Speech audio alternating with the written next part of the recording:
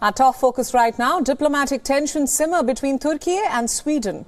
In the latest, the Turkish President Erdogan has lashed out at Sweden, saying it should not expect Turkiye's support for its NATO bid after recent protests against Ankara.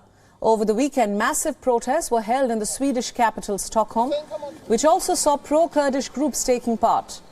The Turkish president has condemned the disrespectful act carried out by a far-right Danish politician and further called it blasphemous. Allahu Ekber! Ya Allah! Bismillah! Allahu Ekber! Kalkacaksın, senin güvenlik güçlerin, polisin vesaire, onların koruması altında bu ihaneti, bu edepsizliği, bu alçaklığı, bu adiliği, bu namussuzluğu yapacak. Onların korumasıyla da orada bak işte biz Müslümanlara ne yaptık diyecekler. Ülkemizin büyükelçiliği önünde böyle bir kepazeliğin yaşanmasına sebebiyet verenlerin NATO'ya üyelik başvuruları konusunda artık bizden herhangi bir hayır haklık bekleyemeyecekleri açıktır.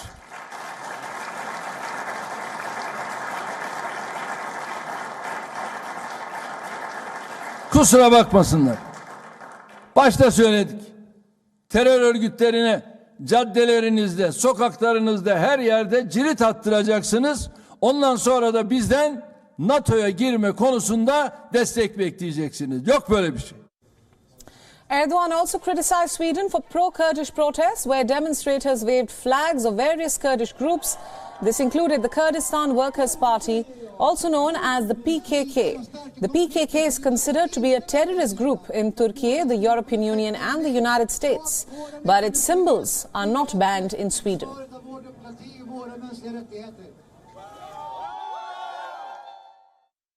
Madem terör örgütleri mensuplarını ve İslam düşmanlarını bu kadar seviyorsunuz, savunuyorsunuz, koruyorsunuz, öyleyse kendilerine ülkelerinin savunmalarını da onlara havale etmeleri tavsiyesinde bulunuyoruz.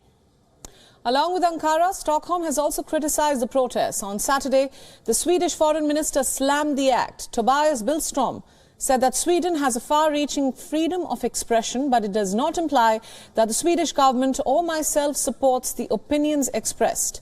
Billström also said that he will study Erdogan's latest comments on the NATO vote clearly and then speak about it. The United States has reacted to recent tensions between the countries.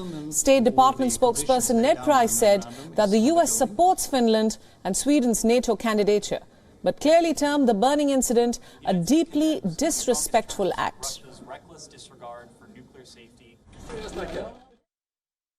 We are cognizant, though, that within democracies there's freedom of association, there's freedom of expression within that freedom that gives people the right to undertake actions that may be disrespectful, they may be repugnant, that may be disgusting.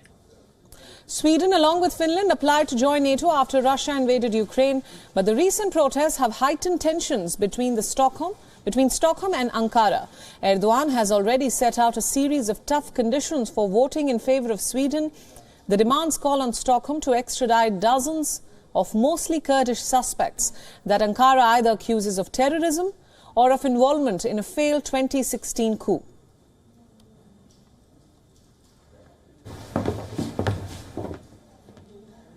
And for more analysis, we earlier spoke to Stephen Golub, who is an international affairs expert. Listen in to the latest inputs. It's complicated. Boy, where to begin? Well, let's start with the burning of the Quran, which seems to have inflamed Turkey and many other nations in the region. As I understand it, it was not done by representatives of advocates for Kurdish independence or for Kurdish human rights. It was done by a far-right, anti-immigrant, anti-Muslim politician in a separate demonstration. So let's try to be clear on that. In terms of the broader issue at play of whether Turkey will block Sweden and along with it Finland from joining NATO, there is the immediate issue of whether Sweden is harboring terrorists, and the Swedish courts have ruled against extradition. And there's a question of whether some or all of these people actually are terrorists. There's one prominent Turkish journalist whose extradition is being blocked by the Swedish courts. And then in addition, it's possible, we can't be sure, but it's possible that Erdogan, President Erdogan of Turkey, is taking the stance he is because he has a June election coming up, and he doesn't want to rock the boat in terms of antagonizing some people in Turkey by giving in to NATO or Sweden or Finland in advance. And it could also be that this is part of a negotiating tactic with the United States in particular to secure F-16 fighters and other parts of a $20 billion armaments deal that he's trying to secure with the U.S.